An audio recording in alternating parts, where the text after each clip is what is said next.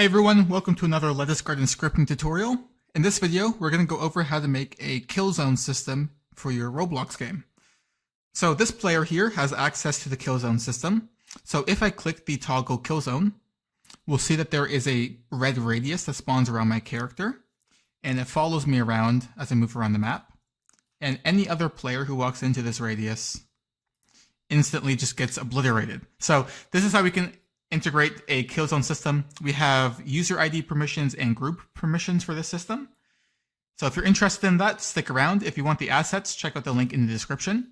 If you have any questions or you get stuck at any point, head on over to our Discord server. You can also find a link to that in the description.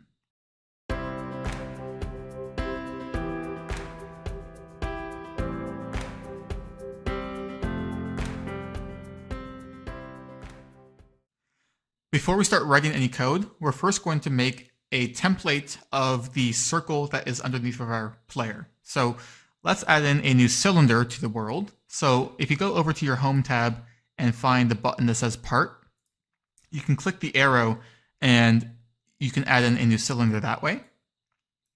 Now, something that is very interesting with cylinders in Roblox is they are rotated 90 degrees compared to a normal part. So if I drag this red thing to make it taller, you see in the size property down here, it's actually making the x-axis longer or larger, which is a very weird kind of concept that's going to come up a few times in this video.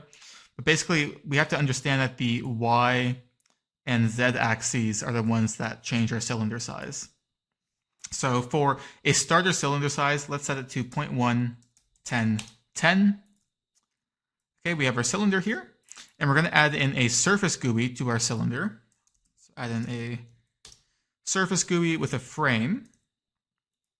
And because our cylinder is rotated 90 degrees, we actually have to change the face property to be the right face to get it to show on top, which is kind of weird, but that's just the way cylinders work.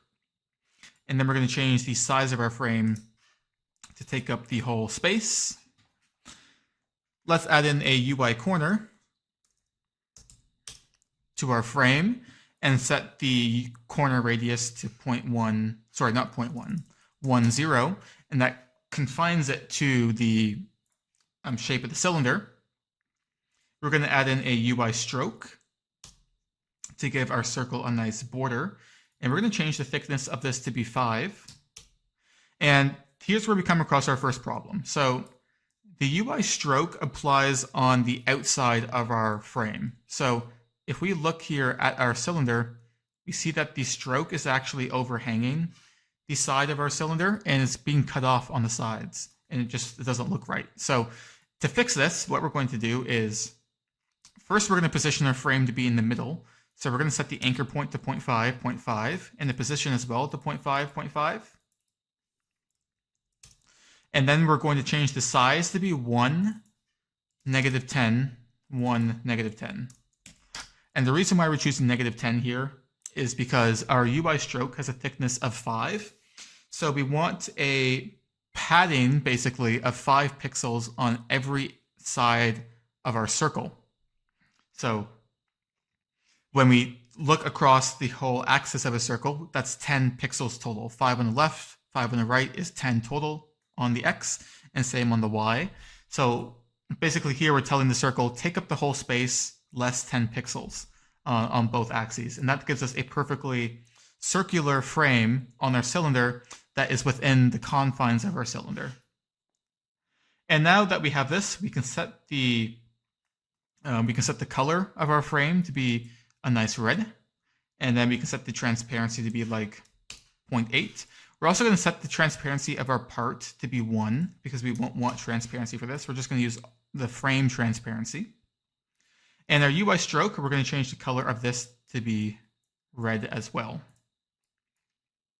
Some other settings we're going to adjust is light influence. We're going to set that to 0 so that in dark spaces, our circle is still very visible. And we're going to set the brightness to, well, you can set the brightness whatever you want. I like between 2 and 3. 3 is maybe getting a bit glowy, so 2 is kind of nice. So it just stands out very well on the backdrop of the map. And yeah, so that's our circle set up. We're going to name this template part. We're going to make sure can collide is false and anchored is also false. And yeah, so we're actually ready to get started with our coding now. So we're going to first set up a system here where if any player walks into this brick, they die. And then we're going to adjust that to be whoever owns the brick is immune to that, and everybody else will get reset. So let's add in a script to our template part. We'll call this Killzone script. And then we can say here local Killzone equals script.parent. And then we can add in a loop here. So while true do, and we're going to update, sorry, we're going to check for players in our kill zone 10 times a second. So we can do a task.wait 0.1. Now, some people might be saying we can use run service here. However, I don't think checking every single frame is going to be needed here. I think 10 times a second might even be a little bit overkill, but it's definitely better than every frame. So we want to limit the amount of calculations we do whenever we can. And 10 times a second is a pretty respectable number, in my opinion, for this. So now that we have our loop set up, we can check to see if there's people in the space. So we can use a method, part of workspace, called workspace get parts in radius. And this takes in a position, so we get killzone.position. It takes in a radius, which in this case will be killzone.size.x. Now, we have to divide this by 2. And why do we have to divide it by 2? So if we look at our killzone part and take a look at the properties, the entire x size is 10. So that's the diameter of our circle is 10. And the method we're using is asking for a radius. And a radius is half of the diameter. So you have to divide it by 2. And we can also pass in a thing called params, overlap params, which is something we have to create here. And overlap params lets us kind of limit what we're checking. So let's set this up. So local params equals overlap params.new, params.filter type equals enum.raycastFilterType.include.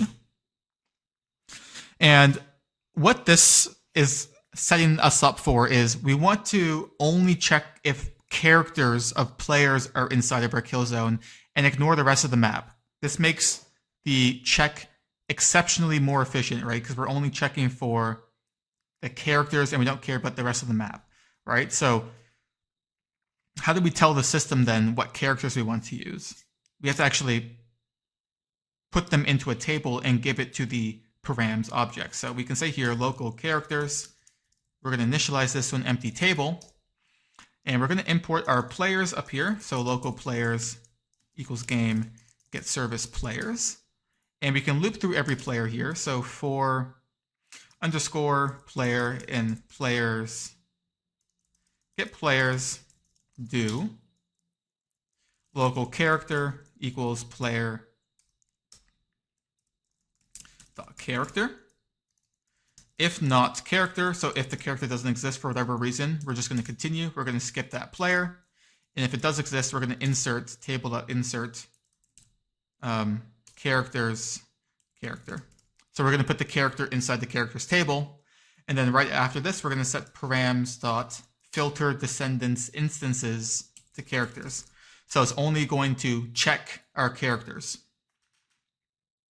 And this get part bounds and radius actually returns a list of parts. So we can say here local parts equals.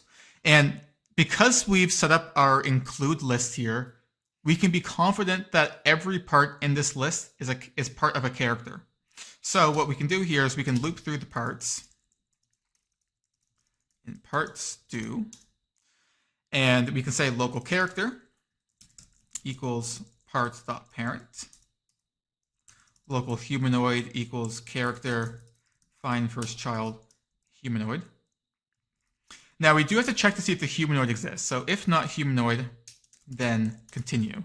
There are instances where it could be another part within your character that that gets detected. So if you're wearing a morph, for example, and the morph is in the kill zone and that gets detected, that's technically part of your character, but the humanoid won't be part of that script.parent chain.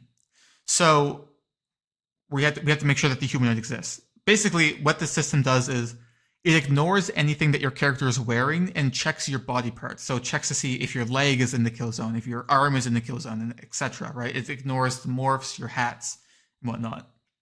So if it does find a humanoid, we can just say humanoid.health equals -100. Just kill them. Set the health to something massively negative so that they die instantly. And yeah, so we're actually ready to test the script out. So let's go to the test tab and change play to play here. And that will spawn in our character right next to our kill zone. And, because it's not attached to a character right now, it just fell through the map. So let's make sure we set anchored to true and spawn back in. All right, so our kill zone is here. The moment we walk into this, we should die. All right, so that is not working for some reason. So remember when I said cylinders are weird in Roblox and the x-axis isn't the correct size? I made that mistake. This should be killzone.size.z or .y and not .x. And because that is a very small size and our character is never going to be in that space. So now when we walk into this, our character is resetting properly. And if I just test it again real quick, once again, our character resets. All right, so that system works. Now we need to set it up so that it ignores the player who owns it. And we can do this using attributes. So what we can do here is, let me just test again so I can get my user ID. So to get your own user ID, you can come up to the players here and find your own player. Click it and go to your properties tab. And you'll find your user ID in the properties. Just copy that for now and head back out. And on the template part we're working with, let's add in a new attribute called owner ID and change the type to number and paste in your ID there. And now in our Killzone script, when we're looping through our players, we can say if the player has our user ID, ignore them. So if player.user ID equal Killzone get attribute user ID, then continue. So if the player owns this Killzone, ignore them. And sorry, it's not user ID is the attribute, it's owner ID. Yeah, so if the player owns this Killzone, don't add them to our include list. And that will make it so the script will never detect them within the zone. It will only detect other players. And we can test this out. So we can walk into this and nothing happens. And that's because we own this. However, if I duplicate this kill zone now and remove the attribute, so delete the attribute, the one on the right is the one that we've set up that I own. So I own this one on the right. It's not going to kill me. But if I go to the one on the left, instantly dead. All right, so this system is working the way we want it to. We can remove the one that has our attribute on it, the one that we own. So we can delete that and just keep the one that has nothing on it for now. We're going to make a new script in server script service. And we're going to drag our template part into there. And here's where we're going to actually attach our template parts to our characters. So first, we're going to need to get when the character is added. So local function character added. And we're going to pass in the player. We're also going to need it to detect when a player is added. So local function player added player. And then here we can say player.character added connect function character added player. And then before this, we can say if player.character, then character added player. All right, so if when the player's added, when the code's ran, actually, sorry, if the character already exists, we're going to call character added. And every time thereafter, it's also going to call character added. And now we need to detect when players join our game. So we can import players. And down here, we can say players.playerAdded connect player added.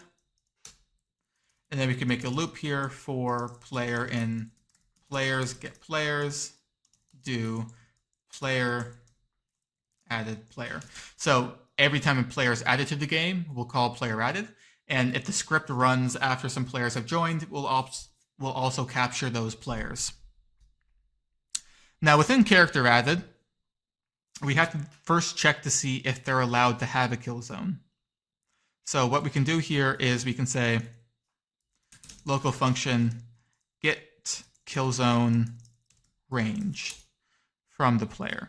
All right, so what this is doing is we're gonna set up a settings module where different users and different group ranks can have different size kill zones. So maybe you want lower rank, high ranking officials to have a small kill zone, where like the group owner has a larger kill zone. So we're going to give you the option to set that up.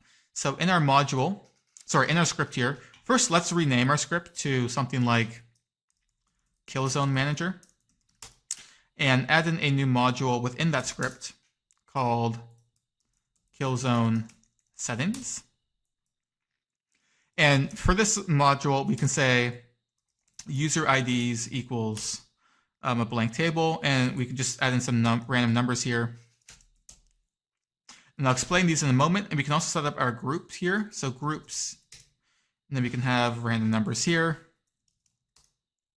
the rank number, and the range number. All right, so for user IDs, the way we set this up is we can set up the user, we can put the user ID here, so we can say this user will have a range of 20. People in this group with this rank will have a range of this massive number. That's too big.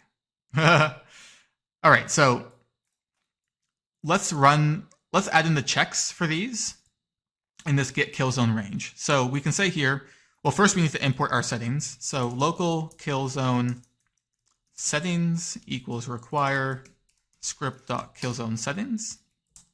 And then here we can loop through all of the users. So for user ID range in Killzone settings dot user IDs do if user ID equals player dot user ID, then return range. Then we can also check all the groups. So for group ID group info in Killzone settings dot groups do if player get rank in group ID is larger or equal to group info dot rank, then return range. Return group info dot range, sorry. Otherwise here, we're going to return 0. So now inside character added, we can say local range equals get killzone range and pass in the player. And if range equals 0, then return. So if the range is 0 or they're not, and they don't have any permissions to use the killzone system, immediately return 0. Now, because we're testing this system, this is going to return 0 for us. So let's actually go back into our test here. And we're going to go back up to our player and grab our user ID. And for this testing, we're going to add ourselves to the killzone settings. So I'm going to give myself here user ID permissions to have a range of 20 on my killzone. And now we're actually ready to set up the killzone. So we can say here local new killzone equals script.templatePart clone new killzone set attribute owner ID player.user ID. And then we can set the parent new Killzone dot parent equals workspace. Actually, before we do that, let's set the size. So new Killzone dot size equals vector3 dot new 0.1 range. Now, I actually made a bit of a mistake here. I want this to be 10. So when we set the range, this is going to be a radius system. So I want it to be 10 studs around my character in all directions. And because of this, remember, because we're working with radius here, we need to convert this now to diameter. So when we set the size of our kill zone, we need to double our range. All right, so that will parent it to the workspace, but that won't attach it to our character. We also have to set anchored to false, so new Killzone.anchored equals false. And now we can attach this to our character. So to attach objects to a character, there's two things we can use. We can use a weld constraint or a weld. In this case, we're going to use a weld because we get much more control over the way it's attached to our character. So we can say here, local weld equals instance.new weld. Weld.part0 equals character.humanoid root part. And character here, we can make a new variable, local character equals player.character. And weld.part1 equals the new kill zone. Now, here's where we actually do the manipulation of where the kill zone is attached. So we can say here local weld, sorry, not local, just weld.c0 equals cframe.new. All right, so how do we want to position this? If we leave C0 empty, actually, let me just show you what will happen. Let me show you. So if we ran this test,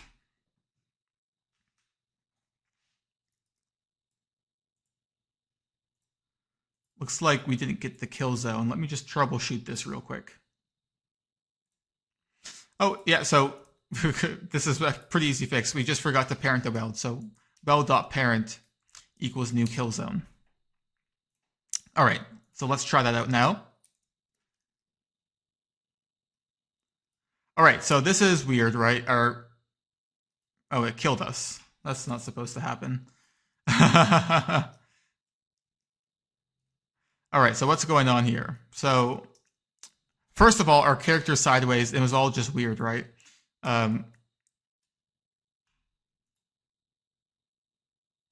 So actually a bit of a unique issue here, which I didn't foresee. Because we have put our template part within server script service, this script is running. This template kill zone part is running. And because our template part is using the position where we moved it from, it's detecting our player in that spot and killing us. So what we need to do is we need to uncheck enabled on our script. And in our kill zone manager, when we parent it, we can say here, new killzone.killzonescript.enabled equals true. So we can turn on the script when we want it to turn on. And now when I spawn in, it shouldn't be killing us. All right, so it's not killing us anymore, but this is not what we want. It's like dissecting our character in half, right? We want this to be aligned with the floor. So first, let's rotate this. So we can say here, weld.c0, we can say cframe.angles 0, 0, 0. And then we want to choose the axis to rotate this on. And this will be the Z axis in this case. So I can go back to our testing here. And now our part is aligned with our character, but it's floating really high. And humanoids have this property here. So if I pull up my humanoid, we have a property here called hip height. And right now my hip height is set to 2.008. And what we want to do is we want to lower this part by the hip height. But the hip height is actually at the base of our humanoid root part. So our humanoid root part is like this invisible part that is in the middle of our character. So what we want to do is we want to move our brick to the bottom of our root part and then subtract the hip height so that it aligns with the floor. And the reason why we need to use hip height specifically is because characters can have different sizes in Roblox. So if you have a small character or a large character, this system needs to work for all of those. So that's what we're doing for this. So we can do here in Killzone Manager, we can say local height difference equals character dot humanoid root part dot size dot y divided by 2 plus character dot humanoid dot hip height. Yeah, just that. And then here we can say, after we rotate it, we can say cframe dot new 0 negative height difference 0. And so the height difference here, we're adding half of our root part size and the hip height, and then lowering our part down. So if I test this out now,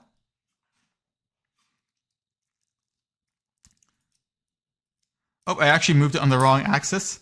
So once again, it's all confusing, right? We actually moved it to the right instead of down because cylinders have a weird axis system for some reason. So we actually need to put this in the x-axis rather than the y. Super confusing, I know, guys, but it is what it is. All right, there we go. Now our Killzone is aligned with the ground. However, we're getting this really weird thing where when we walk around, our character isn't rotating. And this is because of a really interesting property called root priority.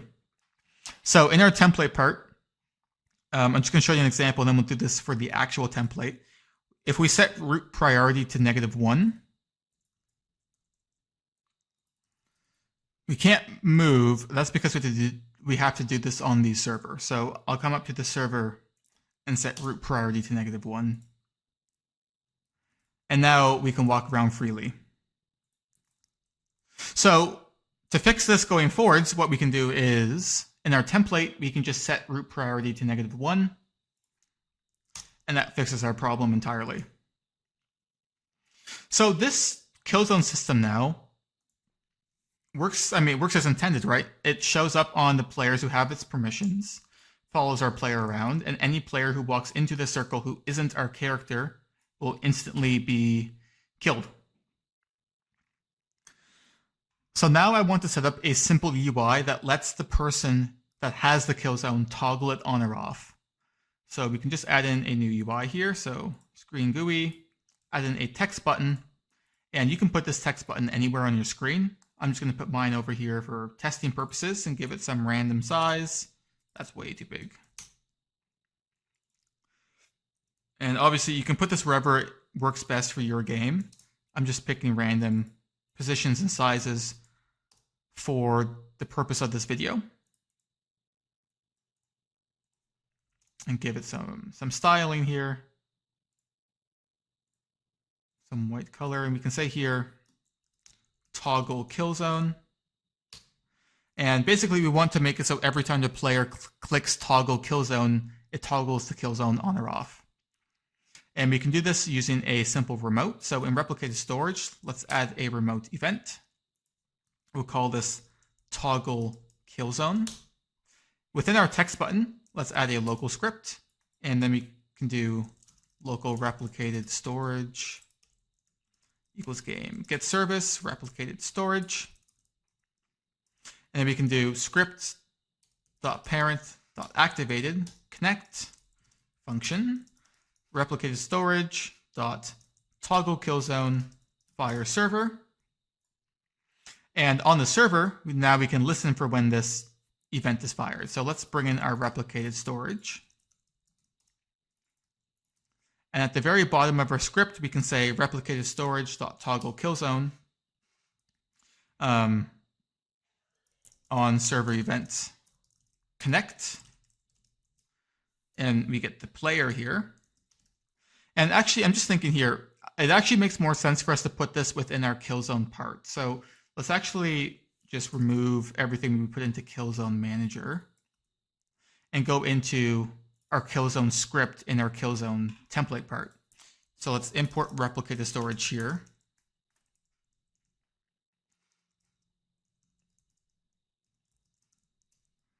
and we can do the event thing here. So when the event is fired, our script here will detect it. And then the beautiful part about this is we have our attribute. So we can say if player.userID doesn't equal Killzone get attribute owner ID, then return. So if the player who fired the event is not the owner of this Killzone, ignore it. Then we can do is we can have a variable up here called on or active. We'll default this to false. And then we can say active equals not active. And then in this while true do loop, we can say if not active, then continue. So if the Killzone currently is not turned on, don't even check to see if there are people inside of it because it doesn't matter. And if it is turned on, it will check. Now we also have to make it so if it's active or not active, the visual style of the Killzone changes, and we have our surface GUI doing this. So we can do here Killzone.surfaceGUI.enabled equals active. So if it is active, our GUI will show up, and if it's not active, it won't show up. And we can test this out pretty quickly.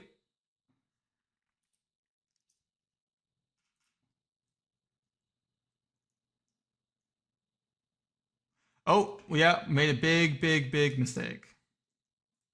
So we just ran into a Stack Overflow issue because I forgot to add one line of code within this true do loop. Because we're continuing right away, we have to add at least a task.wait, or we're going to run into the same issue we just ran into, which literally crashes the game.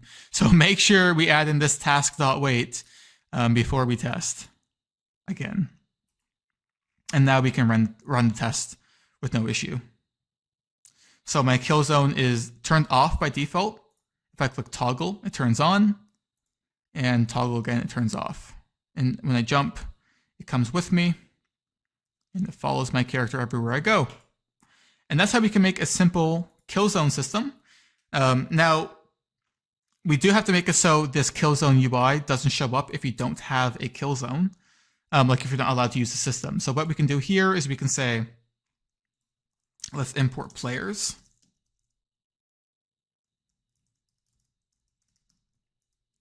Then we can do here players.localPlayer get attribute change signal has Killzone connect function. And then we can make a new function here, local function toggle UI script.parent.visible equals players.localPlayer get attribute has Killzone. And actually, rather than doing this function here, we can just pass in toggle UI. So every time the Killzone has Killzone attribute changes, we'll toggle the UI visibility. And we also want to run this function right when the game starts. Now within our Killzone manager now, we want to say, if the range is not 0, we want to set player set attribute has Killzone to true. So now if we test it out, now remember we set up our user ID permissions for this player, so I get the toggle Killzone button. If I go back into our Killzone settings script and I comment out the line that gives me permission and test this, I won't spawn with a Killzone and I won't see the button. There you go. So the button doesn't show up and I don't have a Killzone. So that's the Killzone system. If you're confused or need help, we have a Discord server in the description.